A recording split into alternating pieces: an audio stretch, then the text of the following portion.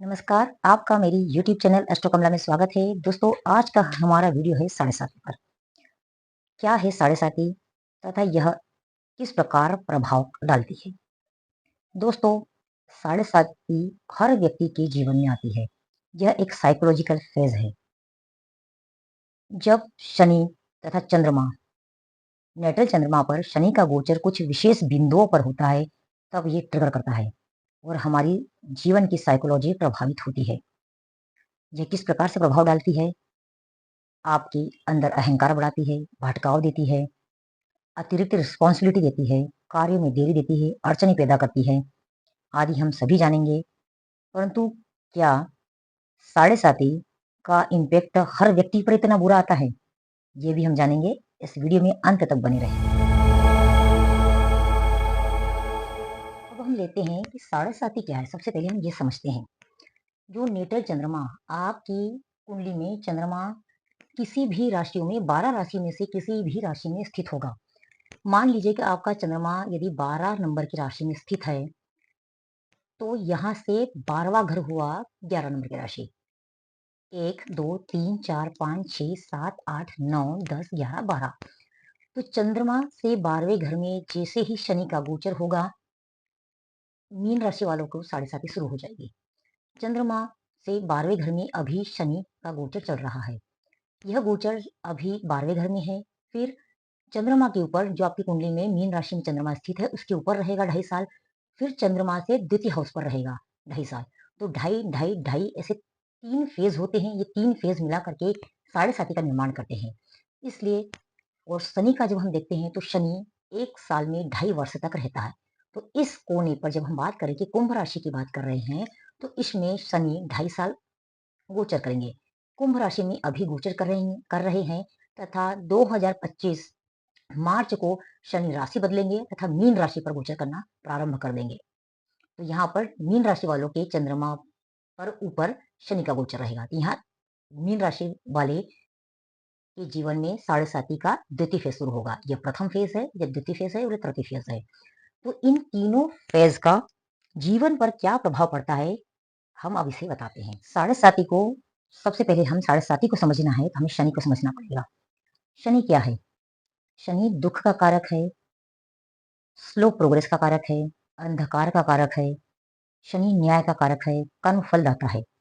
यदि आपके जीवन में आपकी जो पिछली दशाएं हैं, उनमें आपने बहुत ज्यादा गलत कार्य किए हैं, आप डिसिप्लिन में नहीं रहे हैं, कहीं ना कहीं आपने अपने कर्तव्यों के विमुख होकर के कार्य किया है, तो यहाँ पर शनि के साढ़े साती में आपको बहुत सारी चीजें लुटाएगा। तो 3 फेजों में क्या रिजल्ट आते हैं, हम उनको जानेंगे। सबसे पहले लेते हैं फर्स्ट फेज, शनि का गोचर चंद्रमा से द्वादश भाव पर। अब जो द्वादश भाव होता है, वह हमारे पांव का भाव होता है। इसलिए इसे कहा जाता है कि यह शनि का गोचर पांव पर है अभी। जब द्वितीय फेज होता है तो चंद्रमा के ऊपर होता है, तो यहाँ पे कहा जाता है कि आपके सिर पर है शनि का साढ़े साती का प्रभाव। और तीसरे फेज में आपकी वाणी पर होता है, आपके कुटुंब पर होता है। ये तीसरा फेज होता है। तो जब शनि का गोचर चंद्रमा से द्वादश भाव पर होता है, तो यह आपके पांव पर होता है, तो सबसे ज्यादा आपको ये भटकाता है। ऐसी सिचुएशन क्रिएट होती है जिसमें शनि अड़चने देता है आपको नौकरी के लिए। जैसे यदि आप नौकरी के लिए ट्राई कर रहे हैं, तो आपको 10 जगह ट्राई करना पड़ेगा। यह दिक्कत दे सकता है, 12वें घर का गोचर है। पर क्या यह हमेशा ही परेशानी देता है? हमें इस चीज पर भी गौर करना चाहिए। हमने कई कुंडलियों पर देखा कि शनि का चंद्रमा से 12वें भाव पर गोचर होता है, तब वह उतनी बुरी रिजल्ट नहीं देता है। तो यहाँ पर आपको उस समय आपका जो नेटल चंद्रमा है, उससे बृहस्पति की स्थिति किस प्रकार की है। यदि बृहस्पति केंद्र में होकर के बड़ी स्थिति में है, तो यहाँ पर साढ़े साती से आपको काफी बचाव मिलेगा।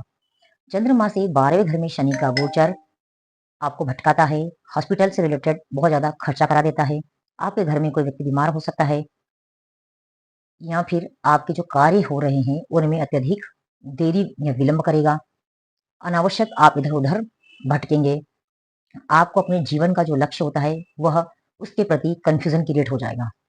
तो यहाँ पर जब जैसे ही 12वें घर में आता है, कंफ्यूजन वाली स्थिति उत्पन्न हो जाती है कि क्या यह संसार है या फिर भगवान है, सिर्फ आध्यात्म है, मुझे आध्यात्म की लाइन लेना है, संसार से दूर रहना है, इस प्रकार के भाव भी आपके मस्तिष्क में आ जाते हैं। तो यहाँ पर यदि बृहस्पति की आपकी कुंडली में स्थिति अच्छी है तथा आपकी दशा अच्छी चल रही है, तो यह शनि उतना बुरा नहीं कर पाता है। थोड़े भटकाव के पश्चात यह आपको रिजल्ट अच्छे ही देता है। तो यहाँ पर हमको एक तो दशा देखनी है तथा आपके नेटल चंद्रमा से केंद्र में बृहस्पति है या नहीं, इस चीज का जरूर ध्यान रखना चाहिए।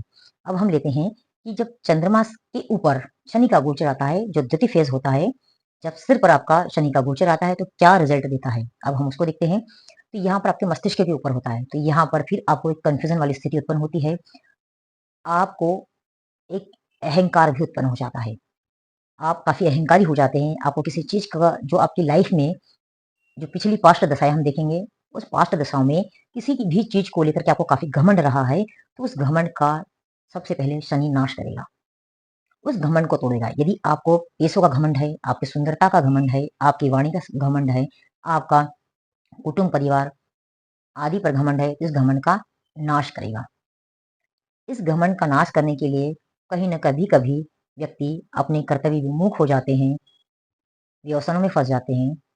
तो ऐसी स्थिति में जैसे किसी स्वजन की या प्रिय व्यक्ति की मृत्यु हो जाती है, उससे आपको बहुत ज़्यादा आपका जो घमंड होता है, जो अहंकार होता है, जो कहीं न कहीं जो अटैचमेंट होता है, उसको शनि तोड़ता है तथा आपने जीवन भर उन प्रियजन पर डिपेंडेंट होकर के लाइफ गुजारी है, उसके बचे कर्तव्यों का आपको उठाना पड़ता है। तो कभी-कभी होता है, कभी-कभी किसी प्रियजन की मृत्यु हो सकती है, कभी-कभी यह मृत्यु नहीं होती है। तो यहाँ पर आपको दशाएँ तथा आपकी कुंडली के योगों को देखना पड़ेगा कि आपके स्वजन की मृत्यु है या नहीं।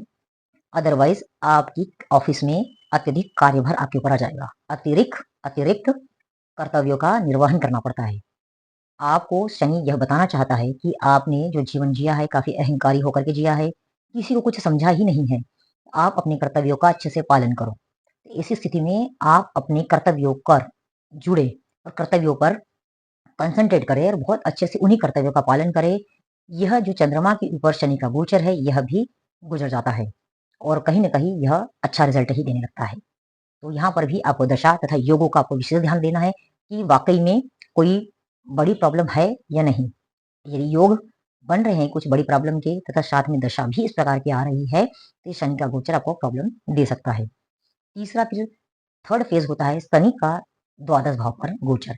यह आपका वाणी का भाव होता है। तो यहाँ पर कहीं न कहीं आप वाणी मुख का भाव है, तो यहाँ पर आप व्यसन में लिप्त हो सकते हैं या गलत चीज़ों में इन्वॉल्व हो गए हैं, तो यहाँ पर आपके धन का, कुटुंब का नाश होने की संभावनाएँ बनती है। आपके बच्चों की प्रोग्रेस रुक सकती है। तो यहाँ पर आपको अच्छे कर्मों का, अपने कर्तव्यों का पालन करते हुए व्यसन से दूर रहना है। व्यसन नहीं करना है, व्यसन पर धन का खर्च नहीं करना है। व्यसन पर धन का खर्च जितना हो रहा है, उतना आप दान करने में खर्च करेंगे, तो आपकी ये साढ़े साती भी आसानी से निकल जाती है। अब यहाँ पर हमको हमेशा यह ध्यान रखना है कि शनि ये साढ़े साती के दौरान आपकी दशा क्या है।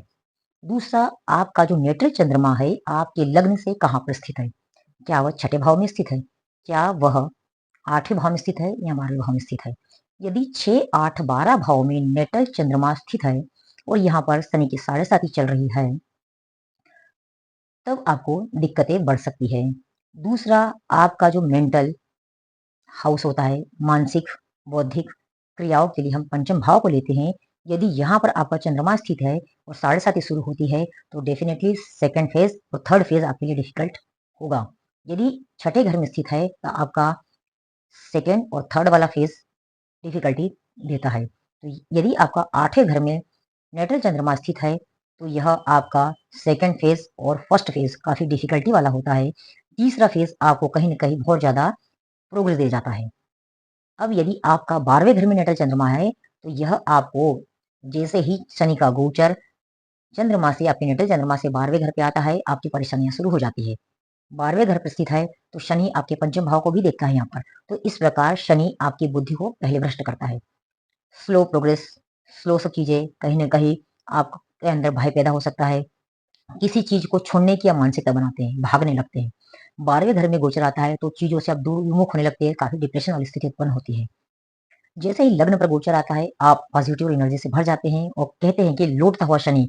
तो 12वें घर में यदि आपका नेटल चंद्रमा है, तो लग्न पर जैसे ही शनि का गोचर आएगा, यह आपको बहुत ज़्यादा सकारात्मक चीजें दे करके जाएगा, आपको सकारात्मक बना देगा। और यहाँ पर हम एक और चीज यह ध्यान रखनी है कि शनि इन बिंदुओं पर गोचर कर रहा है, तब वह अन्य किन भाव तथा ग्रहों को ट्रिगर कर रहा है, तथा आपके नेटल चंद्रमा से, जैसे हमने बताया कि बृहस्पति कहाँ पर स्थित है, उस चीज का भी आपको ध्यान रखना है। ये 2-3 चीजें यदि आप ध्यान रखते हैं तो शनि की साढ़े साथी से आपको स्पष्ट हो जाएगा कि यह साढ़े साथी खराब रिजल्ट देगी या कहीं ना कहीं पॉजिटिव रिजल्ट देगी। दोस्तों, यह तो संपूर्ण जानकारी हुई शनि की साढ़े साथी की। आप घबराए नहीं कि शनि की साढ़े साथी में किसी स्वजन की मृत्यु ही होगी, यह आपके लिए प्रोग्रेसिव भी हो सकती है। यदि आपको वीडियो अच्छा लगे तो सब्सक्राइब जरूर करिएगा। धन्यवाद।